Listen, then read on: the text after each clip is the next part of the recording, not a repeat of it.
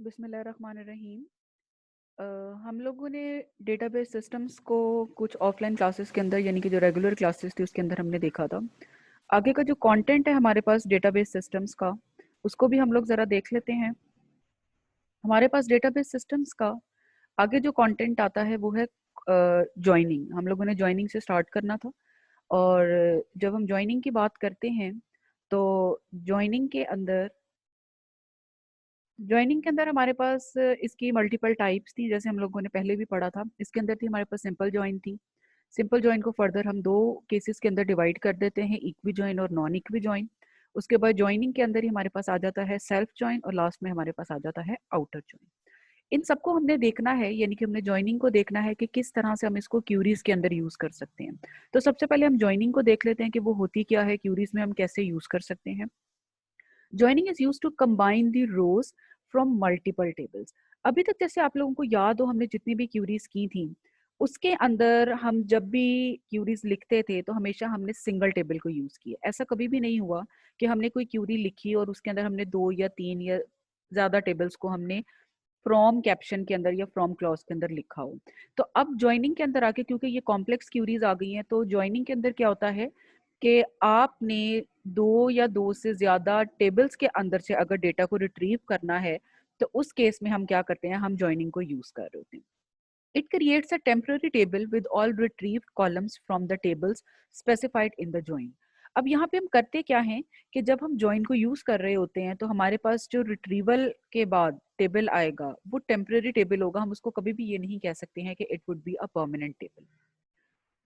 Join देख लेते हैं हम सबसे पहले सिंपल ज्वाइन को। सिंपल ज्वाइन में होता क्या है, it retrieve rows from two tables. ठीक है, ये बात हमने ज्वाइनिंग में की है कि हम मल्टीपल टेबल्स को यूज करेंगे। तो सिंपल ज्वाइन में क्या होगा हमारे पास कि ये हमारे पास दो टेबल्स को यूज करेगा और दो टेबल्स के अंदर हमारी मर्जी की रोज को रिट्रीव करके हमें शो करवा देगा in a new table. These tables should have a column table, common table. अब यहाँ पे कॉमन चीज क्या है यहाँ पे कि जब आप इन दो डिफरेंट टेबल्स को यूज करेंगे तो वहां से जो डेटा रिट्रीव होगा वो सिर्फ वही डेटा रिट्रीव होगा जो उन दोनों टेबल्स के एट्रीब्यूट्स की वैल्यूज के अंदर सेम होगा, यानी कि कॉमन वैल्यूज होंगी। अब इसको जो हमने फर्दर दो केसेस में डिवाइड किया है, पहला आ जाता है इक्वी जॉइन और दूसरा आ जाता है हमारे पास non equi join. Equi join को देखते हैं, a type of join that is based on equalities.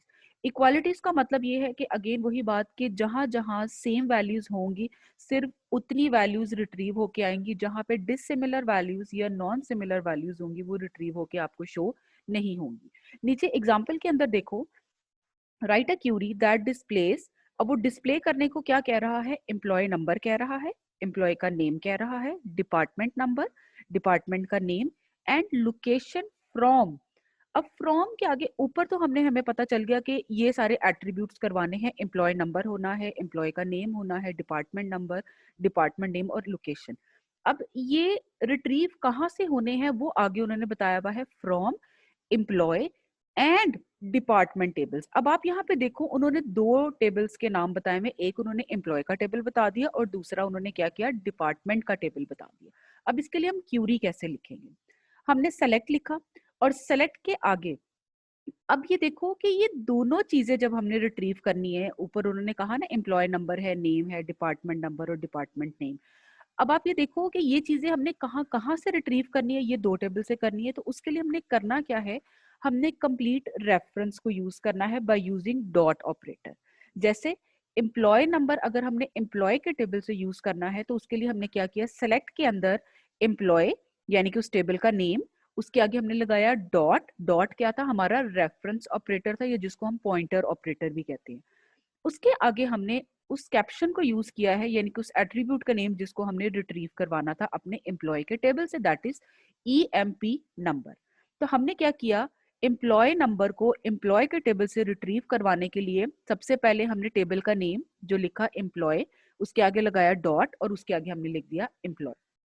फिर ई नेम हमने रिट्रीव करवाना था एम्प्लॉय के टेबल से, अगेन हमने सेम काम किया कि ईएमपी लिखा, टेबल का नाम, डॉट लगाया और उसके आगे उस एट्रीब्यूट का नेम।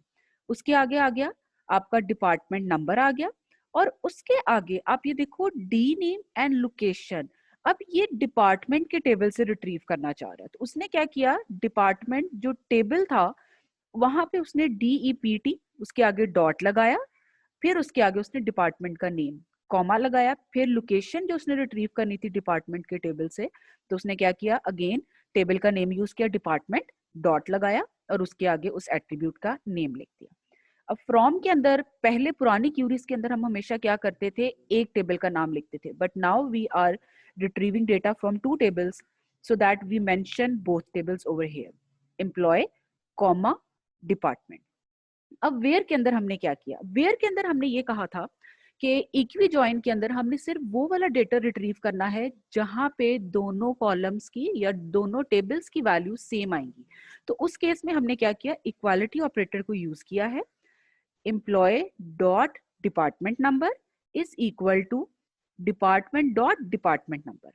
पहले भी क्यूरीज हमने की थी ना जहां पे हम डिपार्टमेंट नंबर के ऊपर क्यूरी लगा रहे होते थे, तो यहाँ पर भी हम क्या कह रहे हैं कि एम्प्लॉय के टेबल में से और डिपार्टमेंट के टेबल में से जहां जहां डिपार्टमेंट नंबर सेम होगा वहां से आपने ये सारा डेटा जो सेलेक्ट के अंदर लिखा है वो आपने रिट्रीव करना है। तो उसके लिए हमने क्या किया, हमने कहा कि एम्प्लॉय के टेबल में जहां जहां डिपार्टमेंट नंबर मैच कर जाता है यानी कि इक्वल टू हो जाता है डिपार्टमेंट के अंदर डिपार्टमेंट नंबर से, वहां से हम डेटा को रिट्रीव कर लेंगे। उसके बाद आ जाता है हमारे पास नॉन इक्वी जॉइन। अब इसका काम थोड़ा सा डिफरेंट है इक्वी जॉइन से। ये क्या करता है, specifies the relationship between columns of different tables by using relational operator। पहले वाले में हमने कोई रिलेशनल ऑपरेटर नहीं यूज किया, हमने सिर्फ इक्वालिटी की बेस पे डेटा को रिट्रीव कर लिया था। जबकि नॉन इक्वी जॉइन में वो कहता है कि वहां वहां से डेटा रिट्रीव करो जहां पे वैल्यूज इक्वल नहीं होंगी बल्कि क्या होंगी, नॉन इक्वी होंगी। नॉन इक्वी के लिए हम क्या करते हैं, हमने रिलेशनल ऑपरेटर्स को यूज किया जहां पे वैल्यूज आपकी लेस देन हो सकती हैं, ग्रेटर देन हो सकती हैं, लेस देन इक्वल टू और ग्रेटर देन इक्वल टू हो सकती है।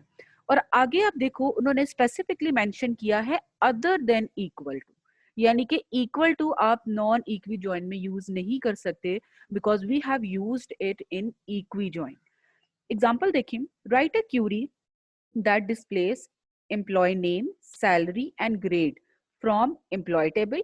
अब उसने क्या बताया है कि एम्प्लॉय टेबल में से आपने तीन चीजें रिट्रीव करवानी है, एम्प्लॉय का नेम, उसकी सैलरी और उसका ग्रेड। एंड ग्रेड, अब आगे उसने क्या कहा कि ग्रेड कहां से रिट्रीव करवाना है, again from sal grade table. दो टेबल्स आगे, एक टेबल आगे हमारे पास एम्प्लॉय का टेबल और दूसरा टेबल हमारे पास आ गया सैल ग्रेड का। एम्प्लॉय के टेबल से क्या रिट्रीव करवाना है, एम्प्लॉय का नेम, उसकी सैलरी और ग्रेड। और सैल ग्रेड के टेबल में से सिर्फ आपने एक चीज रिट्रीव करवानी है, दैट इज ग्रेड। अब करवाना किनका है, आगे उन्होंने बताया है वेयर क्लॉज के लिए, of those employees whose salary of employee table is between, यानी कि कंडीशन आपने किसके ऊपर लगानी है, सैलरी के ऊपर लगानी है और किस टेबल से लगानी है, एम्प्लॉय के टेबल से, between low salary and high salary of sal grade table. यानी कि कंडीशन अब आपकी किस तरह से आ गई है, नीचे आप देखो उन्होंने बताया कि सेलेक्ट आपने करना है ई नेम, उसके बाद सैलरी और ग्रेड।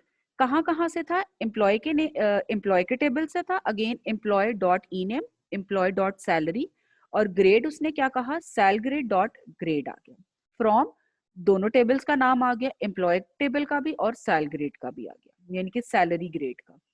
अब वेयर क्लॉज को आपने और से देखना है, वो कह रहा है, हम ऊपर क्वेश्चन के अंदर उन्होंने क्या कहा था, उन्होंने कहा था कि आपने क्यूरी लगानी है यानी कि कंडीशन लगानी है सैलरी के ऊपर, कौन से टेबल से, एम्प्लॉय के टेबल से। तो उन्होंने यही काम किया है वेयर के अंदर, एम्प्लॉय डॉट सैलरी। अब उसके आगे उसने कहा कि सैलरी किस रेंज में होनी चाहिए, उसके लिए हमने क्लॉज किया था बिटवीन एंड का, तो वही हम यहाँ पे यूज कर रहे हैं, बिटवीन। और उसके बाद हमने क्या किया है, हमने कहा कि लो सैलरी एंड हाई सैलरी हमने कंपेयर करवानी थी किस टेबल से, सैल ग्रेड के टेबल से। तो हमने क्या किया यहाँ पे, sal grade dot low salary and sal grade dot high salary, यानी कि ये दोनों हमने कहाँ से ले लिए, कौन से टेबल से, सैल ग्रेड के टेबल से। और हमने उसके ऊपर कंडीशन क्या लगाई, बिटवीन एंड की कंडीशन लगाई। उसके बाद हमारे पास आ जाते हैं टेबल एलियासेस। टेबल एलियासेस के अंदर हम क्या करते हैं, एलियासेस का असल मकसद ये होता है निकनेम यूज करना। और यहाँ पर टेबल्स के अंदर हम क्या करेंगे कि आप यहाँ पे इसके डायरेक्ट एग्जाम्पल के अंदर आओ। पहले उन्होंने क्या किया हुआ है, फ्रॉम के अंदर जहाँ पे हम टेबल्स का नाम लिखते थे, आपने एक नई चीज देखी होगी कि एम्प्लॉय के टेबल के आगे उन्होंने एक एब्रीवेशन यूज की है ई के नाम से, और इसी तरह से डिपार्टमेंट के आगे उन्होंने यूज की है एब्रीवेशन दैट इज डी। अब ये डी और ई क्या है, इसको हम कहते हैं एलियासेस, यानी कि निक नेम या शॉर्ट एब्रीवेशन हम यूज करते हैं कि instead of using complete name of a particular table, हम उस क्या करते हैं, हम उसके एक शॉर्ट वर्ड्स रख लेते हैं, उन्हीं वर्ड्स को हम यूज करेंगे एज अ रेफरेंस डेटा को रिट्रीव करने के लिए। अब क्या कहता है वो डिस्क्रिप्शन के अंदर, used to prevent ambiguity in a table और in a query, they make the queries shorter and more reliable. उससे क्या होता है, हमारी क्यूरी का जो साइज है वो शॉर्ट हो जाता है। Alias is given to the table in the from clause, ये हमेशा फर्स्ट टाइम जब इंट्रोड्यूस करवाया जाता है तो ये फ्रॉम के अंदर करवाया जाता है। It is used instead of actual table name in the query. अब हमने क्या कहा यहाँ पे, हमने कहा कि हमने जो एम्प्लॉय का था और डिपार्टमेंट का था कंप्लीट टेबल का नेम, उसकी बजाय हमने क्या किया, हमने उसकी शॉर्ट एब्रीवेशन यूज कर दी ई और डी के नाम से। और यही चीज हम अपनी पूरी क्यूरीज के अंदर यूज करेंगे। एग्जाम्पल के अंदर देखें, सेलेक्ट के अंदर हमने क्या किया, E dot employee number. E dot employee number का मतलब ये है, ई डॉट एम्प्लॉय नंबर। अब पहले हमने क्या किया था, हमने कंप्लीट ई एम पी लिखा था एम्प्लॉय के टेबल का, लेकिन अब हमने क्या किया, जो उसकी हमने शॉर्ट एब्रीवेशन ई रखी थी, सिर्फ हमने उसको यूज कर लिया है ई डॉट एम्प्लॉय नंबर। इसी तरह से ई नेम को जब रिट्रीव करना था एम्प्लॉय के टेबल से, तो हमने ई डॉट ई नेम रख लिया। इसी तरह से सैलरी के लिए ई डॉट सैलरी, और डिपार्टमेंट का हमने डी एब्रीवेशन रखी थी, तो डी डॉट डी नेम और डी डॉट एलओसी आ गया, यानी कि लोकेशन आ गया। और इसी तरह से वेयर क्लॉज के अंदर भी हम क्या कर रहे हैं, जहां जहां पे हमने कंपैरिजन करना था या पर्टिकुलर टेबल का रेफरेंस यूज करना था, वहां पे कंप्लीट टेबल का नेम यूज करने के बजाय क्या कर लिया, हमने उसका एलियस ई और डी यूज कर लिया।